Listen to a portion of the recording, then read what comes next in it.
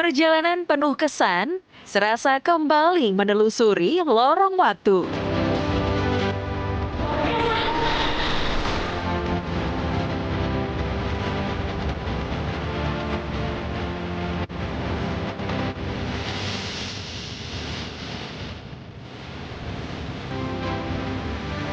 Sejarah yang terpendam di perut bumi dalam dinding gua alami. Syarat akan makna dengan simbol-simbol lukisan zaman purba. Eksplorasi situs-situs prasejarah dengan mahakarya kehidupan manusia di masa lampau. Seluruhnya dalam rangkaian perjalanan Journey Way to Explore.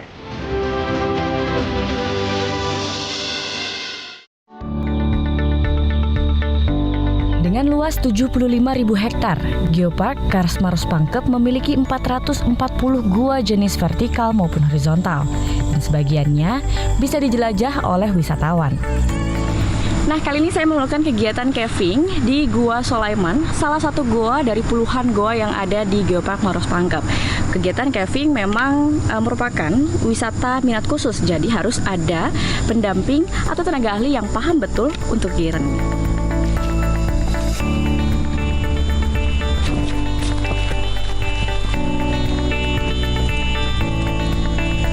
Nah, kita sudah sampai di mulut Gua Sulaiman. Ternyata mulut Gua Sulaiman ini tidak sampai 100 meter dari jalan raya. Saya sudah bersama dengan Pak Indra. Pak Indra ini nanti akan menemani saya untuk eksplorasi di Gua Sulaiman. Pak Indra, apa sih yang harus disiapkan dalam kegiatan caving atau eksplorasi gua ini? Untuk saat ini karena medannya cukup ringan, yaitu hanya vertikal horizontal dan memiliki jarak 800 meter, yang pertama kita gunakan itu adalah helm agar kepala kita aman dari benturan-benturan stalaktit dan stalagmit yang ada di atas. Terus coverall baju gua, ya karena kita akan becek-becek dan basah, takutnya nanti kotor kan bagian dalamnya. Sama sepatu ya? Sepatu ya. Oke, saya sudah siap semua. Saya gunakan agar saya tetap selamat berada di dalam gua. Yes,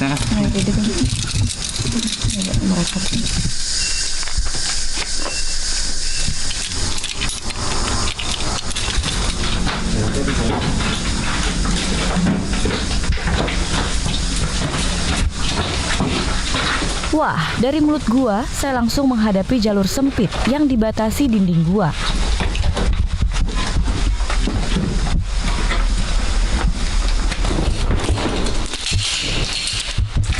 Tapi setelahnya, ornamen stalaktit dan stalagmit yang beragam langsung mencuri perhatian saya.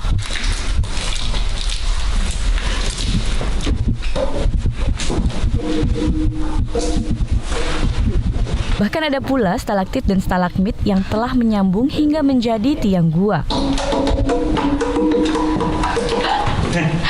Ini bisa bersuara-suara gini, Bang? Ya, isinya kosong. Oh. Saya juga ikutan. Lucu juga ya. Wah, jalannya masuk sini nih. Panjang Gua Sulaiman diperkirakan mencapai 1,2 km.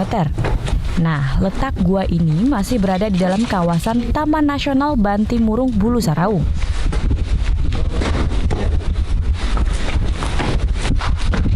Apa tuh, Bang? Ini adalah sedimen dari atas yang menandakan bahwa kita berada di dekat permukaan tanah. Oh, ini tanah ini? Oh, di atas itu ya? Iya. Jadi dindingnya ini persis langsung tanah. Semakin ke dalam, trek yang harus saya jalani tidaklah mudah. Harus berhati-hati dengan langkah kaki. Kakinya lurus. Oke. Terus ya. Terus. Oke. Let it safely.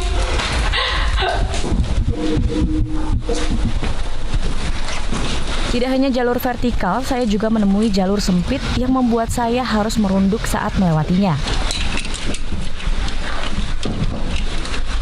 Semakin jauh ke dalam, persediaan udara pun semakin tipis.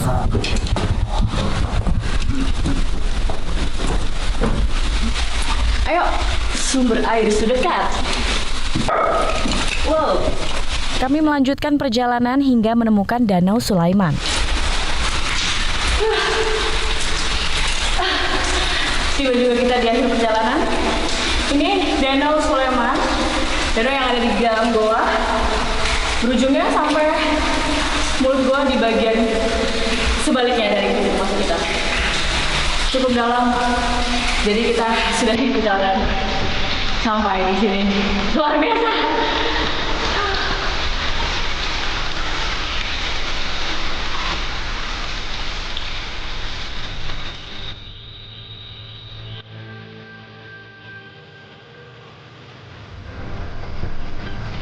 Nah, saat ini saya sedang berada di Leang-Leang, salah satu situs purbakala yang ada di Kabupaten Maros.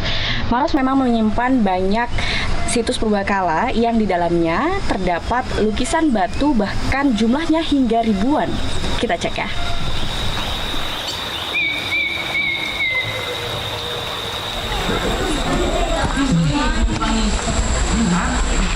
Lestarikan benda cagar budaya agar tidak kehilangan jati diri bangsa.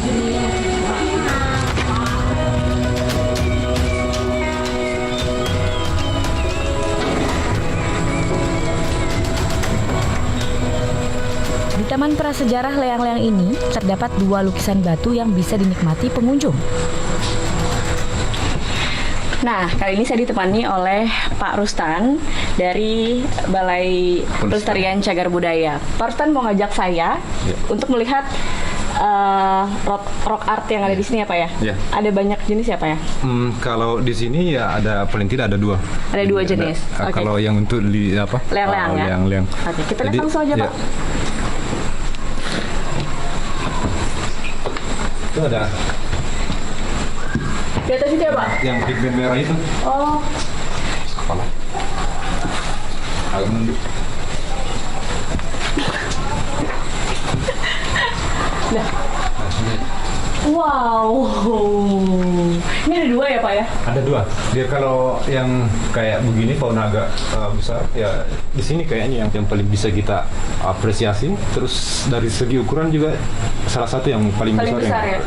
Di daerah Maros Pangkep. Kalau penggambaran ini kan fauna endemik Sulawesi, babi rusa. Di Maros Pangkep sendiri sebenarnya tidak umum juga ini gambar jenis ini. Kalau yang cap-cap tangan itu ya itu dominan. Dari 180 gua paling banyak ya cap-cap tangan itu. Tapi kalau yang babi rusa memang agak langka.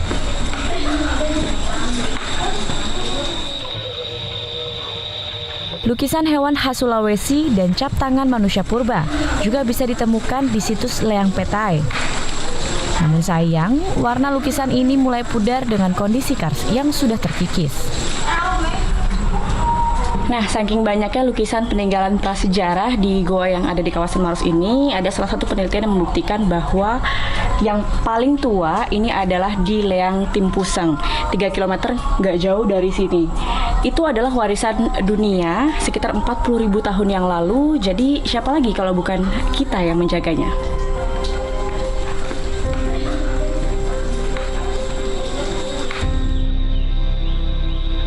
Saya beranjak ke sebuah desa yang memiliki beberapa gua sebagai bukti peninggalan zaman prasejarah. Desa Liang Kobori ini memiliki banyak gua dan juga ceruk. Saya akan ketemu sama sekdesnya untuk melihat ada apa di dalam gua tersebut. Dengan Pak Sekdes ya? Ya, di Pak Sekdes. Ya. Jadi nama guanya apa yang ini Pak? Ini gua Metanduno. Metanduno. Oke. Ya. Mau lihat-lihat ya Bu di dalam ya. Ayo, mari. Oke, siap.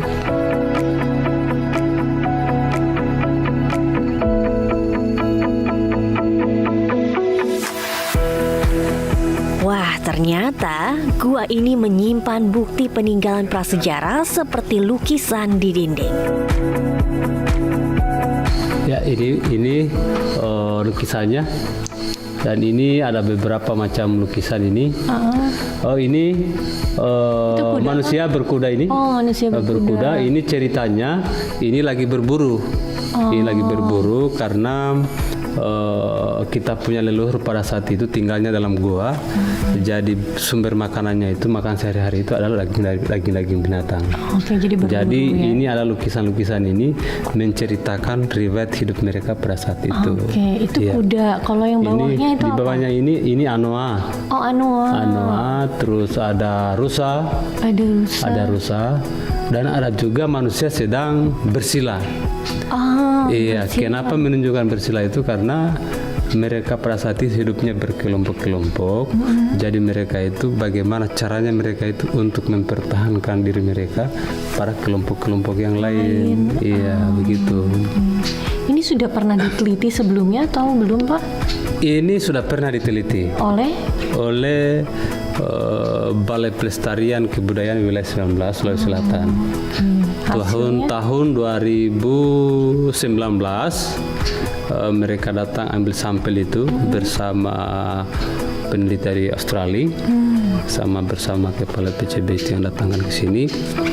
Dan hasilnya itu usia lukisan ini berapa sampai hari ini belum dipublikasikan secara umum lah. Tapi menurut informasi dari kepala BPK itu bahwa usia lukisan ini kira-kira sekitar 63.000 tahun yang lalu. Sudah lama sekali berarti ya. Sudah lama sekali, Bu. Sesuai dengan namanya, Metanduno memiliki arti hewan bertanduk, sehingga banyak lukisan hewan di gua ini.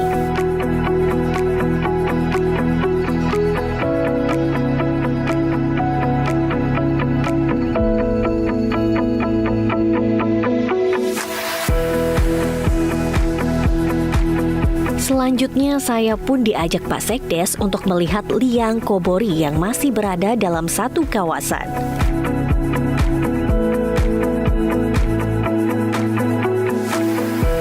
Jadi yang membedakan gua ini dengan Metanduno apa? Ya, salah satunya adalah ini terowongan ini masuk ke dalam ini, dan ini tembus ke sebelah sana. Jadi lewat di sini. Jadi dalam ini ada ruang luas lagi dalam ini. Jadi setiap pengunjung bisa juga kita arahkan ke sini supaya melihat tentang keadaan dalam gua ini. Iya. Dan ini memang menurut keyakinan leluhur nenek moyang kita, dan ini sebagai tempat kerajaan mereka pada saat itu. Kerajaan Purbakala. Iya, kerajaan Purbakala. Dan di dalam sana ada ruang khusus itu. Di situ ada ruang khusus sangat dan luas juga. Dan di situ kebanyakan masyarakat juga itu tempat ritual-ritual mereka pada saat itu, meminta keberkahan, keselamatan.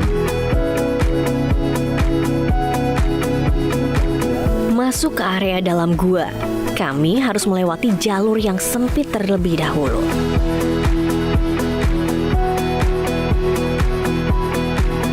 Ini tidak ada lukisan, tetapi sesuai dengan kepercayaan nenek moyang kita leluhur bahwa di dalam itu sebagai tempat perlindungan, tempat ritual untuk yang sering dilakukan sekarang ini. Karena memang seperti apa yang saya ceritakan tadi, bahwa ini adalah sebagai gua ini adalah tempat kerajaan mereka pada saat itu. Beginilah suasana ruang bawah tanah liang kobori. Hanya dinding batuan megah yang memiliki lubang-lubang. Dari titik kami berada ini, travelers dapat kembali berjalan sekitar 50 meter untuk menemukan titik keluar yang berbeda.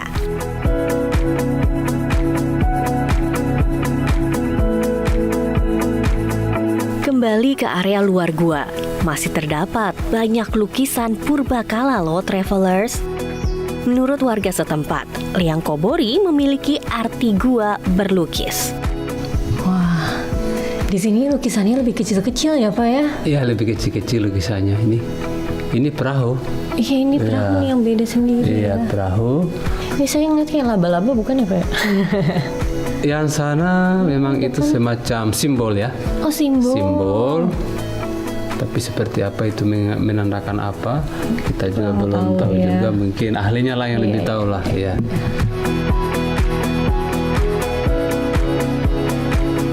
Untuk membuat lukisan tersebut, manusia prasejarah menggunakan racikan seperti tanah liat, darah hewan, lemak hewan, serta getah pohon. Keberadaan cagar budaya situs megalitik tidak lepas dari peranan masyarakat suku Lore sebagai masyarakat asli yang tinggal di kawasan Taman Nasional Lore Lindu. Menurut catatan para peneliti, sekitar 400 situs megalitik tersebar di 3 kawasan di Kabupaten Poso, yakni di Lembah Napu, Lembah Besoa, dan Lembah Bada. Di Lembah Besoa atau masyarakat menyebutnya Lembah Behoa, saya berkenalan dengan Pak Amin, tokoh adat setempat yang sepanjang masa hidupnya menjaga warisan berharga tradisi Lore, termasuk bagaimana hukum adat Lore berperan dalam melindungi situs purbakala. Seperti kemarin ada pengerusakan di Batu Toki, arcanya diambil, dicuri, dibawa ke Palu, sudah sampai di pelabuhan, tapi masyarakat kejar melalui lembaga adat, dikejar sampai melibatkan polisi, diambil itu arca itu dikembalikan di sini, sehingga pelakunya itu disanksi sangat berat ya, 5 ekor sapi dia bayar, itu dia punya kesalahan itu. Saya asik berbincang dengan Pak Amin di bawah buho atau lumbung padi milik masyarakat suku Lore. Selain menjadi tempat masak atau dapur dengan tungku perapian di tengah, tempat ini memang biasanya dijadikan sebagai tempat mogombo atau tempat musyawarah adat dilakukan. Jadi setiap rumah adat Tambi itu harus ada buhonya karena tempat menyimpan padi. Jadi diibaratkan sebagai suami istri. Kalau Tambi itu suami, buho ini istrinya. Sepasang ya? Ya, sepasang. Makanya di ujung tangga itu ada gambar, di sana wajah laki, di sini wajah perempuan di ujung tangga itu. Ini dia Travelers, tampilan depan dari Tambi, rumah adat suku Lore dan buho atau lumbung padinya. Menarik sekali, saya berkesempatan masuk dan melihat langsung interior bangunan rumah Tambi, warisan asli dari ratusan tahun lalu yang tersisa hanya satu-satunya di Lembah Besoa ini.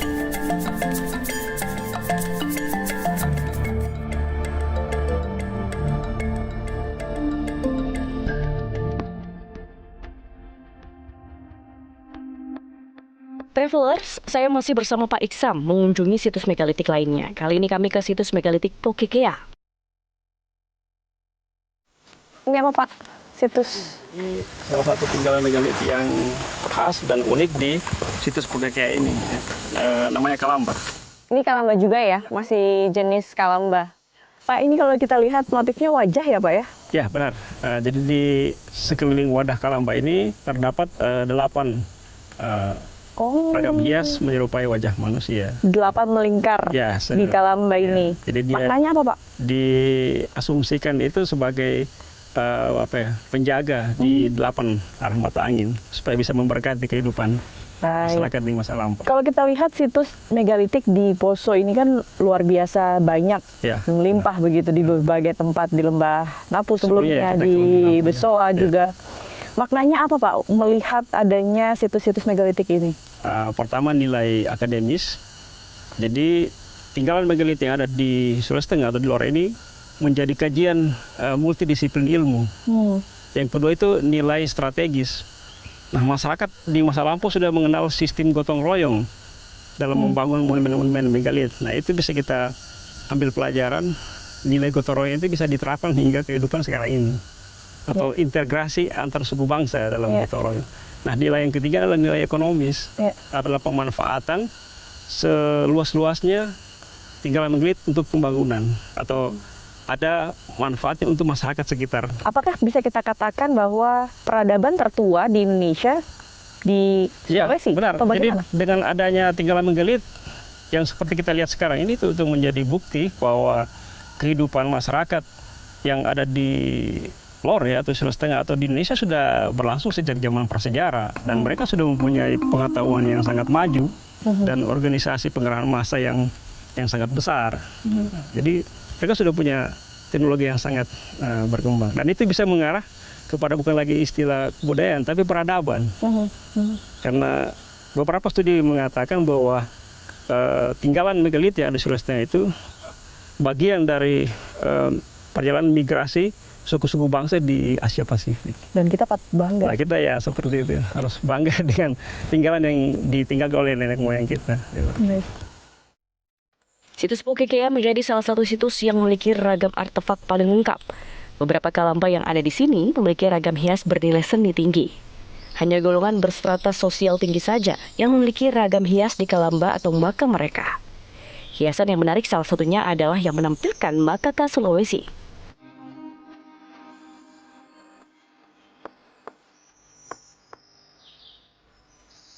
Selain kalamba, ada juga dolmen atau meja batu makam, dan beberapa arca menhir atau patung batu.